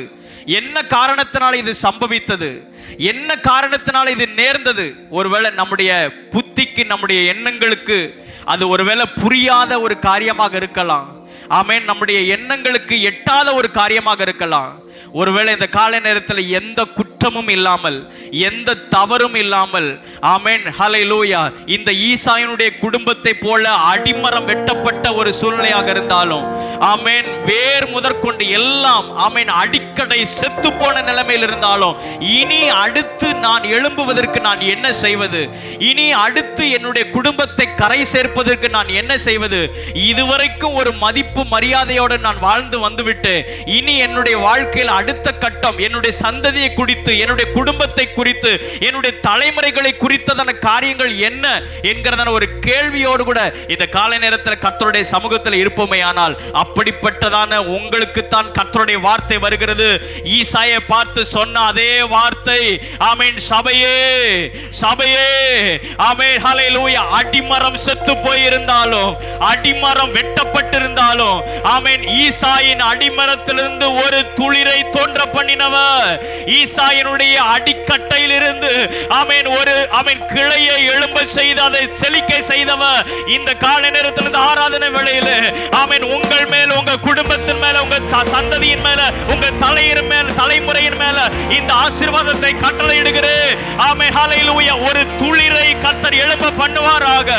ஆமென், ஹல்லேலூயா. ஒரு கிளையை கர்த்தர் எழும்ப பண்ணுவாராக. அது இளமரம் போல கிளை விடக்கூடியதான, இளமரத்தை போல வளரக்கூடியதான ஒரு ஆசீர்வாதத்தை கர்த்தர் உங்கள் குடும்பத்தின் மேல கட்டளையிடுவாராக. ஹல்லேலூயா. உங்கள் தொழில் ஸ்தலத்தின் மேல, உங்க வருமானத்தின் மேல, உங்க பிள்ளைகள் மேல, உங்க குடும்பத்தின் மேல, ஆமென், உங்களுடைய ஆசீர்வாதத்தின் மேல, ஏற்கனவே இருக்கிற அந்த சம்பத்திற்கு மேல கர்த்தர் இந்த ஆசீர்வாதத்தை, நன்மைகளை கர்த்தர் வரிசைக்க பண்ணுவாராக. அல்லேலூயா, அல்லேலூயா, ஆமென். கர்த்தரே ஒரு குடும்பத்தை தெரிந்தெடுத்திருக்கும் பொழுது இவங்களா தானாக இந்த பொசிஷனுக்கு வரல. யாரு? இந்த ஈசாயினுடைய குடும்பம், போவாசனுடைய குடும்பம், இவங்களா தானாக அந்த பொசிஷனுக்கு வரல. கர்த்தரே இந்த குடும்பத்தை முன்குறித்திருந்தார். அல்லேலூயா. போவாசை கர்த்தரே முன்குறித்திருந்தார். போவாஸ் இயேசு கிறிஸ்துவுக்கு அடையாளமான ஒரு மனிதன். ஓபேத் இயேசு கிறிஸ்துவுக்கு அடையாளமாக ஒரு மனிதன். இப்ப நம்ம பார்க்கிறோமே ஈசாய், இந்த ஈசாய் இயேசு கிறிஸ்துவுக்கு முன் அடையாளமான ஒரு மனிதன். அப்படி இருக்கும் பொழுது, தேவனே தெரிந்தெடுத்திருக்கும் பொழுது ஜனங்கள் கேள்வி கேட்கிறாங்க. ஜனங்கள் இவர்களுடைய நம்பிக்கை குறித்து கேட்கிறாங்க. ஆரம்பத்தில் சொன்ன பாத்தீங்களா, இயேசு கிறிஸ்து அவர் சிலுவையிலே அவர் தொங்கிக் கொண்டிருக்கும் பொழுது முன்பு பார்க்கிறதான ஜனங்கள் எல்லாரும், இவன் தேவன் மேல் நம்பிக்கையா இருந்தானே, அந்த தேவன் இவனை விடுதலையாக்கட்டும், ரட்சிக்கட்டும். ஒருவேளை மற்றவர்கள் நம்முடைய நம்பிக்கை குறித்து கேள்வி கேட்கிறவர்களாக இருக்கலாம். ஒருவேளை ஆண்டவர் நம்மை செலக்ட் பண்ணதை குறித்து, ஆண்டவர் நம்மை முன்குறித்து அவருடைய சமூகத்தில் ஏற்படுத்தி வைத்திருக்கிறதை குறித்து ஆமென் நம்மை சார்ந்தவர்கள் கேள்வி கேட்கிறவங்களாக இருக்கலாம். எது எப்படியோ என்னை கர்த்தர் முன்குறித்திருக்கிறார். அல்லேலூயா. ஆமென். இந்த ஈசாயனுடைய குடும்பத்தை கர்த்தரே தெரிந்தெடுத்திருக்கிறார், கர்த்தரே முன்குறித்திருக்கிறார். அப்படிப்பட்டதான இந்த ஈசாயனுடைய குடும்பத்தில் ஒரு புயல் வந்தது. ஈசாயனுடைய குடும்பத்தில் ஆமென் ஒரு ஆமென் வெற்றிடம் உண்டானது. ஒரு பிரச்சனை எழும்பினது, ஒரு பிரச்சனை எழும்பினது. ஆனால் அத்தனை பிரச்சனைகளுக்கும் கர்த்தரே முற்றுப்புள்ளி வைத்தார். ஆமென் சொல்லுவோமாக. ஆமென், ஹல்லேலூயா, அல்லேலூயா. கர்த்தர் தெரிந்தெடுத்ததான இந்த குடும்பத்தில் எல்லாம் தலைகீழாக இருந்தது. ஆனால் ஈசாயனுடைய நம்பிக்கை ஒரு நாளும் மாறி போகவில்லை. கர்த்தரை உறுதியாய் பற்றி கொண்டான். அல்லேலூயா, அல்லேலூயா, ஆமென். உங்களுக்கு தெரியுமா, ஒரு நாள் வந்தது, சாமுவேல் தீர்க்கதரிசியை கர்த்தர் தைல குப்பியை எடுத்துக்கொண்டு அந்த தைல குப்பியில எண்ணெயை நிரப்பிக்கொண்டு, நீ போ பெத்லெகேம் ஊருக்கு போ, அந்த பெத்லெகேம் ஊரிலே ஈசா என்கிறதான வீட்டுக்கு போ, அந்த வீட்டில் இருக்கிறதான ஒரு நபரை நான் இந்த தேசத்துக்கு ராஜாவாக நான் தெரிந்து கொள்வேன் என்று சாமுவேலை கர்த்தர் அந்த குடும்பத்துக்கு நேராக அனுப்பினார். அல்லேலூயா. அன்றைக்கு இதெல்லாம் அங்கே 1 சாமுவேல் 17வது அதிகாரத்தில் சொல்லப்பட்டிருக்குது. அன்றைக்கு சாமுவேல் தீர்க்கதரிசி எல்லா ஜனங்களாலும் அறியப்பட்டிருக்கிறவர். ராஜாக்கள் எல்லாரும் தீர்க்கதரிசி இடத்துல தான் போய் நிற்பார்கள். அப்படி சாமுவேல் தீர்க்கதரிசி அவர் தைல குப்பியை எடுத்துக்கொண்டு அந்த பெத்லெகேமுக்கு ஊருக்கு வரும் பொழுது, ஈசாயினுடைய வீட்டுக்கு போறதான அந்த காட்சியை பார்க்கும் பொழுது யாருக்கும் ஆச்சரியமாக தெரியல. ஏன்னா ஏற்கனவே ஈசாயினுடைய குடும்பம் அந்த ஊர்ல மரியாதை உள்ள குடும்பம். ஆனால் இப்போ அந்தஸ்து போயிடுச்சு, எல்லாம் போயிடுச்சு. இதுக்கப்புறம் தாவீதினுடைய ஹிஸ்டரி எல்லாம் அது இன்னும் இதை விட ரொம்ப மோசமான ஒரு காரியம். தாவீது கடந்து வந்த பாதைகள், தாவீதினுடைய பிறப்பே அது பயங்கரமான ஒரு காரியம். இப்போ அந்த சரித்திரத்துக்குள்ள நான் போக விரும்பல, ஈசாயை பற்றி மட்டும்தான் நான் பேச விரும்புகிறேன். இந்த ஈசாயினுடைய வீட்டுக்கு சாமுவேல் புறப்பட்டு போகும் பொழுது அங்க எல்லா ஜனங்களுமே அவங்க ஆயத்தத்தோடு கூட, ஊர்ல அத்தனை பேருமே ஆயத்தத்தோடு இருக்கிறாங்க, தங்களை பரிசுத்தம் பண்ணி கொண்டு நிற்கிறாங்க. அந்த தீர்க்கதரிசி வருகிறார், என்ன செய்ய போறாரோ, இந்த ஊருக்கு சமாதானமா அல்லது என்ன செய்தியோ தெரியல. எல்லாரும் பார்த்து கொண்டிருக்கும் பொழுது ஈசாயினுடைய வீட்டுக்குள் போய் அங்கே இருக்கிறதான ஒவ்வொருத்தரையா பார்த்து, இவர்கள் அல்ல, இவர்கள் அல்ல, இவர்கள் அல்ல. கடைசியில ஒருத்தன் இருக்கிறான், ஆடு மேய்க்க புறப்பட்டு போயிருக்கிறான். அவனை அழைத்து வர சொல்லி அந்த தாவீதை அந்த தேசத்திற்கு அன்றைக்கு ராஜாவாக அபிஷேகம் பண்ணினார். அல்லேலூயா. நமக்கு தெரிஞ்ச சப்ஜெக்டா இருந்தாலும் அந்த வசனத்தை நம்ம வாசிச்சிருவோம். 1 சாமுவேல் 17வது அதிகாரம் 11வது வசனம், 12வது வசனம், 13வது வசனம், 11ல இருந்து. உன் பிள்ளைகள் இவ்வளவுதானா என்று ஈசாயை கேட்டான். 16, 11. அதற்கு அவன், இன்னும் எல்லாருக்கும் இளையவன் ஒருவன் இருக்கிறான், அவன் ஆடுகளை மேய்த்து கொண்டிருக்கிறான் என்றான். அப்பொழுது சாமுவேல் ஈசாயை நோக்கி ஆள் அனுப்பி அவளை அனுப்பி, அவன் இங்கே வரட்டும், நான் வரும் மட்டும் நான் பந்தி இருக்க மாட்டேன் என்றான். ஆள் அனுப்பி அவனை அழைப்பித்தான். அவன் சிவந்த மேனியும் அழகிய கண்களும் நல்ல ரூபம் உள்ளவனுமாக இருந்தான். அப்பொழுது கர்த்தர், இவன்தான், நீ எழுந்து இவனை அபிஷேகம் பண்ணு என்றார். அப்பொழுது சாமுவேல் தைல கொம்பை எடுத்து அவனை அவன் சகோதரன் நடுவிலே அபிஷேகம் பண்ணினான். அந்நாள் முதற்கொண்டு கர்த்தருடைய ஆவியானவர் தாவீதின் மேல் வந்து இறங்கினார். அல்லேலூயா, அல்லேலூயா. நான் பேசிக்கிட்டு இருக்கிறதெல்லாம் சாதாரணமான ஒரு சப்ஜெக்ட் அல்ல. ஆமென். அடிக்கட்டை, ஆமென், அடிமரம் வெட்டப்பட்டதான அடிக்கட்டை செத்து போன நிலைமையில் இருந்ததான இந்த ஈசாயினுடைய குடும்பத்திலே கர்த்தர் அன்றைக்கு தாவீதை தெரிந்தெடுத்து ராஜாவாக அபிஷேகம் பண்ணினார். அல்லேலூயா. சமஸ்த இஸ்ரவேலுக்கும் ராஜாவாக அபிஷேகம் பண்ணினார். ஒன்னு தெரியுமா, மத்தேயு சுவிசேஷத்துல, ஆமென், இயேசு கிறிஸ்துனுடைய வம்ச வரலாறை குறித்து அட்டவணையிலே சொல்லப்பட்டிருக்கும் பொழுது எல்லாரையும் குறித்து சொல்லப்பட்டிருக்குது. இவன் இவனை பெற்றான், இவன் இவனை பெற்றான், இவன் இவனை பெற்றான் அப்படின்னு சொல்லப்பட்டிருக்கிறதான அந்த வம்ச அட்டவணையில ஒருத்தருக்கு மட்டும் ரொம்ப டிஃப்ரெண்டா ஒரு பெயர் சொல்லப்பட்டிருக்கும். அந்த வார்த்தையை கண்டுபிடிச்சவங்க வாசிங்க பார்க்கலாம். வாவ். ஈசாய் தாவீது ராஜாவை பெற்றான். கையை உயர்த்தி அல்லேலூயா, அல்லேலூயா. நீங்க மேல இருந்து கீழே வரைக்கும் வாசிச்சு பாருங்க, அவன் இவனை பெற்றான், இவன் இவனை பெற்றான், இவன் இவனை பெற்றான் தான் இருக்கும். ஆனா இந்த ஈசாயினுடைய குடும்பத்துல மட்டும் ஒரு டிஃபரெண்டா ஒரு காரியம் இங்க நடக்குது. ஈசாய் தாவீது ராஜாவை பெற்ற. எப்படிங்க பிறக்கும் போதே ராஜாவாக பிறக்க முடியும்? ஒரு குறிப்பிட்ட கட்டம் வரும் பொழுது தானே ராஜாவாக அங்க ஆமென் அபிஷேகம் பண்ணப்பட முடியும். ஆனால் இங்கே தாவீதை குறித்து சொல்லப்படுகிறது பிறக்கும் பொழுதே. இன்னும் சொல்ல போனால் பிறப்பதற்கு முன்பதாகவே இந்த ஈசாயினுடைய குடும்பத்தில் கர்த்தர் ஒரு வார்த்தையை கொடுத்து விட்டார். அந்த வார்த்தை நிறைவேறும்படியாக இங்கே தாவீதை கர்த்தர் அபிஷேகம் பண்ணுகிறார். அல்லேலூயா, அல்லேலூயா, ஆமென். தாவீது பிறப்பதற்கு கிட்டத்தட்ட 8 வருஷத்திற்கு முன்பதாகவே, ஆமென், 7 வருடமோ 8 வருடத்திற்கு முன்பதாகவே இந்த ஆமென். ஈசாயினுடைய குடும்பத்திலே கர்த்தர் ஒரு வார்த்தையை ஏசாயா தீர்க்கதரிசியை அனுப்பி சொல்லிவிட்டார். ஈசாய் என்னும் அடிமரத்திலிருந்து ஒரு துளிர் தோன்றி அவன் வேர்களிலிருந்து ஒரு கிளை எழும்பி செழிக்கும். அல்லேலூயா. இந்த தாவீது பிறப்பதற்கு முன்பதாகவே வந்த தீர்க்க தரிசனம் தான் இந்த தீர்க்க தரிசனம். அதனாலதான் சொன்னேன், கர்த்தர் ஒரு வார்த்தையை சொல்லிட்டார்னா அந்த வார்த்தையை அவர் எப்படி நிறைவேற்றுவார். அல்லேலூயா. அது மனுஷனுடைய வார்த்தையை போல அல்ல. அதனாலதான் தேவனுடைய சமூகத்துல நாம வரும் பொழுதெல்லாம் எதிர்பார்ப்போடு கூட இருக்கணும். கர்த்தர் ஆமென். பல வார்த்தைகள் இருந்தாலும் இன்னைக்கு எனக்கு தேவையான வார்த்தைகள், இன்னைக்கு கர்த்தர் என் கூட பேசணுமே அப்படின்னு எதிர்பார்ப்போடு கூட இருப்போமே. ஆனால் கர்த்தர் நம்ம கூட பேசுவார். அந்த வார்த்தையை ஆண்டவர் நிச்சயமாக நிறைவேற்றி முடிப்பார். அல்லேலூயா, அல்லேலூயா. ஆமென். இந்த வார்த்தையை கேட்டுக்கொண்டிருக்கிறதுல தேவ ஜனமே, உங்களுக்குள் ஒரு புதிய நம்பிக்கை பிறக்கட்டும். ஒருவேளை வெட்டப்பட்ட அடிமரமாக இருந்தாலும் ஆண்டவர் மறுபடியுமாக அந்த குடும்பத்தை தழைக்க செய்வதற்கு, துளிர்விட செய்வதற்கு, இளம் மரத்தை போல காணப்படுவதற்கு கர்த்தர் உங்களையும் உங்க குடும்பத்தையும் உங்க சந்ததியையும் கர்த்தர் ஆசீர்வதிப்பாராக. அல்லேலூயா, ஹல்லேலூயா. ஆமென். இந்த ஈசாயினுடைய ஆமென் வயிற்றில தான் தாவீது ராஜாவை கர்த்தர் பிறக்க செய்தார்.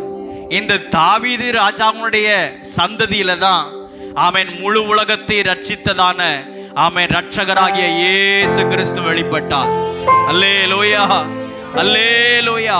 இந்த வார்த்தை எத்தனை அதிகமாய் உண்மையாய் காணப்பட்டது. ஆமென். அன்றைக்கு அவ்வளவுதான் முடிந்தது. பதவியை விட்டு கீழே இறங்கு. இனி இந்த ஊர்ல உனக்கு மதிப்பும் கிடையாது, மரியாதையும் கிடையாது. உன்னுடைய தலைமுறை, உன்னுடைய பிள்ளைகள், உன்னுடைய சந்ததி ஒருவர் இந்த பொசிஷனுக்கு வர முடியாது என்று வெட்டப்பட்டதான நிலைமையில் இருந்ததான இந்த குடும்பத்தை கர்த்தர் ஆமென் தெரிந்தெடுத்து மறுபடியும் வார்த்தையை கொடுத்து இந்த குடும்பத்தை கர்த்தர் உயர்த்தினார். அல்லேலூயா, அல்லேலூயா. இன்றைக்கு கிறிஸ்து இயேசுவின் மூலமாக நீங்களும் நானும் பெற்றெடுக்கப்பட்டிருக்கிறோம். ஆமென் சொல்லுவோமாக. அல்லேலூயா. அன்றைக்கு ஈசாய் யாரை பெற்றான்? சத்தமா சொல்லுங்களேன். தாவீது ராஜாவை பெற்றான். இயேசு கிறிஸ்து யாரை பெற்றார்? ராஜாக்களையும் ராஜாத்திகளையும் பெற்றெடுத்திருக்கிறார். அல்லேலூயா. வசனம் சொல்லுகிறது, ராஜாக்களும் ஆசாரியர்களுமாக. அல்லேலூயா. உங்களை என்னையும் ராஜாவாக மாற்றும்படியாக, ஆசாரியர்களாக மாற்றும்படியாக கிறிஸ்து இயேசு சிலுவை மரணத்தின் மூலமாக, இந்த சிலுவை மரத்தின் மூலமாக உங்களையும் என்னையும் பெற்றெடுத்திருக்கிறார். ஆமென் சொல்வோமாக. அல்லேலூயா. எல்லாரும் தேவ சமூகத்தில் எழுந்து நிற்போமாக. ஆமென். இன்னும் நான் அந்த செய்தியை தொடரலாம், ஆனால் தொடர்ந்து ஆமென் அல்லேலூயா நாம ஜெபிக்க விரும்புகிறேன். ஆமென். வருகிற நாட்களிலே கர்த்தர் ஆமென் இந்த வசனத்தில் இன்னும் வெளிப்பாட்டை கர்த்தர் நமக்கு தருவாராக.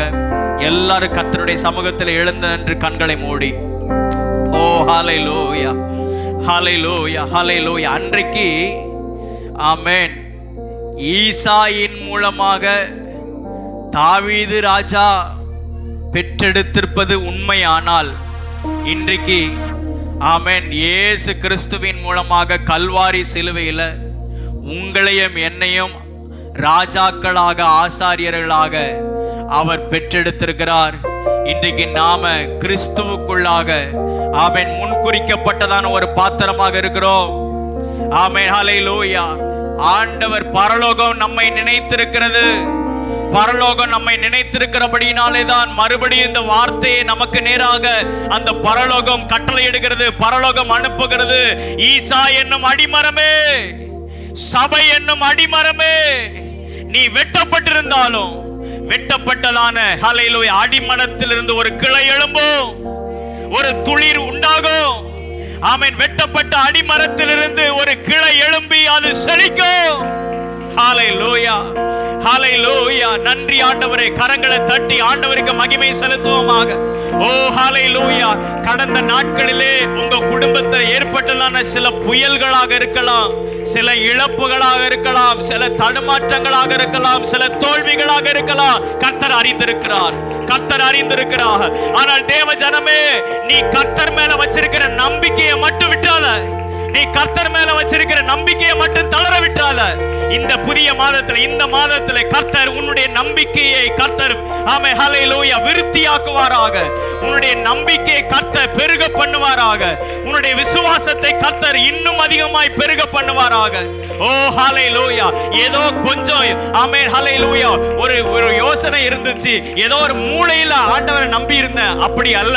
100% கர்த்தரை மாத்திரமே சார்ந்து, அவருடைய வார்த்தையை மாத்திரமே சார்ந்து, அவருடைய வார்த்தையை யாரு சார்ந்திருக்கிறார்களோ அவர்கள் பிழைத்திருப்பார்கள். ஓ ஹல்லேலூயா. நன்றி ஆண்டவர். எல்லாரும் வார்த்தைகளை அவன் உள்வாங்கி எல்லாரும் ஜெபம் பண்ணுங்க பார்க்கலாம். சத்தத்தை உயர்த்தி வாயை திறந்து ஹல்லேலூயா ஹல்லேலூயா. இன்றைக்கு கர்த்தர் நம்மோடு கூட பேசி இருக்கிறார். இந்த சபைக்கு கர்த்தர் ஒரு வார்த்தையை கொடுத்திருக்கிறார். சபையே, அச்சன்குள ஏஜி திருச்சபையே, நீ வெட்டப்பட்ட அடிமரமாக இருந்தாலும் ஆமென் ஹல்லேலூயா, வெட்டப்பட்ட அடிமரமாக இருந்தாலும் அதிலிருந்து ஒரு கிளை எழும்பி செழிக்கும். ஹல்லேலூயா ஹல்லேலூயா ஹல்லேலூயா ஹல்லேலூயா. மேசியாவாகிய கிறிஸ்து இயேசு அந்த ஈசாயின் சந்ததியிலிருந்து ஆமென் ஹல்லேலூயா அவர் எழும்பி வந்தார். அவர் எல்லாரையும் செழிக்க செய்தார். அவர்தான் ஆசீர்வாதத்தின் ஊற்று. ஓ ஹல்லேலூயா ஹல்லேலூயா. நன்றி அப்பா. ஹல்லேலூயா. நன்றி நிறைந்த உள்ளத்தோடு கூட நாங்கள் உம்மை துதிக்கிறோம்ப்பா. நன்றி நிறைந்த உள்ளத்தோடு கூட நாங்கள் உம்மை ஸ்தோத்திரிக்கிறோம். ஓ ஹல்லேலூயா ஹல்லேலூயா ஹல்லேலூயா. இயேசுவே மக்கு ஸ்தோத்திரப்பா. ஹல்லேலூயா. நீ நல்லவ, நீ நல்லவ, நீ நல்லவ, நீ நல்லவ, நீ நல்லவ. ஓ ஹல்லேலூயா ஹல்லேலூயா. நான் நிற்கும் பூமி நிலை குலைந்து அழிந்தாலும், என் நம்பிக்கையின் அஸ்திபாரங்கள் அசைந்தாலும், ஹல்லேலூயா. நான் நிற்கும் பூமி நிலை குலைந்து அழிந்தாலும், என் நம்பிக்கையின் அஸ்திபாரம் அசைந்தாலும், நான் நிற்கும் பூமி நிலை குலைந்து. எவ்வளவு பெரிய நம்பிக்கை பாருங்க. நாங்க நிற்கிறதான இந்த பூமியை நிலை குலைந்து அசைந்தாலும், நான் நம்புவதற்கு ஒன்றும் இல்லை. நான் நம்புவேன் என் இயேசு ஒருவரை. நான் நம்புவதற்கு ஒன்றும் இல்லை. 1% கூட நம்புறதுக்கு ஏதுமில்லாத சூழ்நிலையாக இருந்தாலும், உயிர்த்தெழுந்த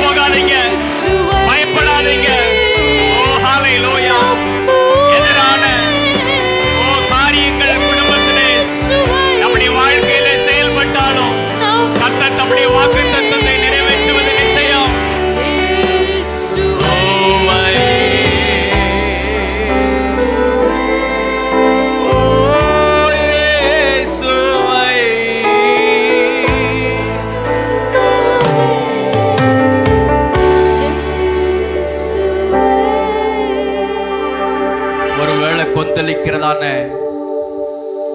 கடல் அலையும் காற்றும் உங்களுக்கு எதிராக இப்பொழுதும் செயல்பட்டு கொண்டிருந்தாலும் ஆண்டவர் நமக்கு ஒரு பாடத்தை கற்றுக் கொடுக்கிறார்.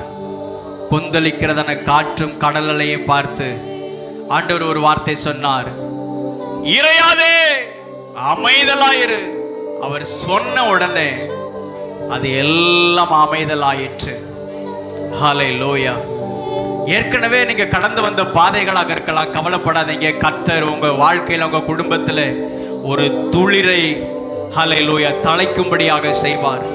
இப்பவும் அதே சிச்சுவேஷன் தான் இருக்குது. இப்பவும் திரும்ப திரும்ப ஒரு புயல். அதை பார்த்து ஹல்லேலூயா சத்தமிடுவதற்கு அதிகாரத்தை கர்த்தர் கொடுத்திருக்கிறார். இறையாதே, அமைதலாயிரு. சபைக்கு விரோதமாக, குடும்பங்களுக்கு விரோதமாக எழும்பிக் கொண்டிருக்கிறதான புயல் அலையாக, காற்றும் கடல் அலையாக இருந்தாலும் நாங்கள் இயேசுவின் நாமத்தினாலே நாங்கள் கட்டளையிடுகிறோம், இறையாதே, அமைதலாயிரு. ஹல்லேலூயா, ஹல்லேலூயா. கர்த்தர் தம்முடைய வார்த்தையை நிறைவேற்றுவது நிச்சயம். கரங்களை தட்டி ஆண்டவர் ஹல்லேலூயா நம்முடைய வாழ்க்கையிலே செய்ய போகிறதை நினைத்து கரங்களை தட்டி கர்த்தரை மகிமைப்படுத்துவோமாக. ஈசா என்னும் அடிமரமே, ஈசா என்னும் அடிமரமே, ஆமென். உன்னிலிருந்து ஒரு கிளை எழும்பி, உன் வேர்களில் இருந்து கிளை எழும்பி செழிக்கும்.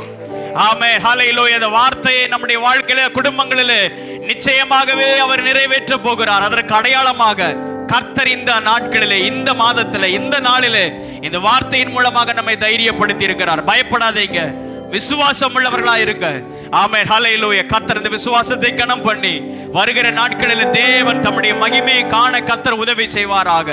எல்லாரும் அந்த இளம் மரத்தை காண்பார்கள், எல்லாரும் அந்த துளிரை காண்பார்கள், எல்லாரும் அந்த ஹல்லேலூயா இளம் மரத்தை போல படர்ந்திருப்பதை காண்பார்கள். ஆமென். கர்த்தர் ஹல்லேலூயா நம்முடைய வாழ்க்கையில மகிமையானவைகளை செய்வது அதிக நிச்சயம். மீண்டுமாக கரங்களை தட்டி கர்த்தரை மகிமைப்படுத்துவோமாக. நன்றி அப்பா, நன்றி நிறைந்த உள்ளத்தோடு கூட நாங்கள் உம்மை ஸ்தோத்திரிக்கிறோம் அப்பா. சர்வ வல்லமையில பிதாவே, கிருபை நிறைந்த நல்ல ஆண்டவரே, எங்க வாழ்க்கையில ஒரு புதிய நம்பிக்கையை கர்த்தர் நீர் ஏற்படுத்தினதற்காக ஸ்தோத்திரப்பா. ஹல்லேலூயா. எங்களுடைய வாழ்க்கையில நீர் செய்ய நினைத்திருக்கிறதை நீர் நிறைவேற்றுவீராக. இந்த திருச்சபையிலே நீர் செய்ய நினைத்திருக்கிறதை நீர் செயல்பட தொடங்குவீராக. ஹல்லேலூயா. எங்க தேசத்தில், எங்களுடைய தமிழ்நாட்டில் நீர் செய்ய நினைத்திருக்கிறதை செயல்பட தொடங்குவீராக. உம்முடைய நாமம் மகிமைப்படுவதாக. நீர் எங்களோடு கூட பேச நம்முடைய நல்ல வார்த்தைகளுக்காக ஸ்தோத்திரம். இந்த வார்த்தைகளை எங்க இருதயத்தில் நாங்கள் பத்திரப்படுத்திக் கொள்கிறோம். இந்த வார்த்தைகள் எங்களுடைய வாழ்க்கையில நிறைவேறுகிற காலத்திற்காக நாங்கள் காத்திருக்கிறோம். நிறைவேறும், நிச்சயமாக நிறைவேறும். ஆமென். அப்போஸ்தலனாகிய பவுல் சொன்னது போல, ஆமென், ஹல்லேலூயா, எனக்கு சொல்லப்பட்ட பிரகாரமாகவே எனக்கு நடக்கும் என்பதை நான் அறிந்திருக்கிறேன். நான் விசுவாசித்திருக்கிறவர் இன்னார் என்பதை நான் அறிந்திருக்கிறேன். ஆமென், ஹல்லேலூயா. உம்முடைய வார்த்தையை சார்ந்து நாங்கள் தொடர்ந்து நாங்கள் ஓடுவதற்கு கர்த்தர் எங்களுக்கு பலன் தருவீராக. இந்த ஆராதனையில் பங்கு பெற்ற எல்லாரையும் கர்த்தர் நீர் ஆசீர்வதிப்பீராக. உம்முடைய நாமம் மகிமைப்படுவதாக.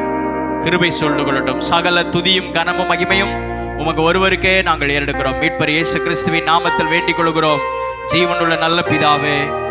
ஆமென், ஆமென். எல்லாரும் சேர்ந்து சொல்லுவோம். என் ஆத்துமாவே என் முழுவதுமே அவருடைய பரிசுத்த நாமத்தை ஸ்தோத்திரி. என் ஆத்துமாவே கர்த்தரை ஸ்தோத்திரி. கர்த்தர் செய்த சகல உபகாரங்களை மறவாதே. ஆமென், ஆமென். நம்முடைய கர்த்தராகிய இயேசு கிறிஸ்துவினுடைய கிருபையும் பிதாவாகிய தேவனுடைய அன்பும் பரிசுத்த ஆவியானுடைய ஐக்கியமும் சந்தோஷமும் சமாதானமும் நம் அனைவரோடு கூட சகல பரிசுத்தவான்களோடு கூட இன்றும் என்றும் அவருடைய வருகை நாள் பரிந்தமும் எப்பொழுதும் இருப்பதாக. ஆமென், ஆமென். அல்லேலூயா, அல்லேலூயா.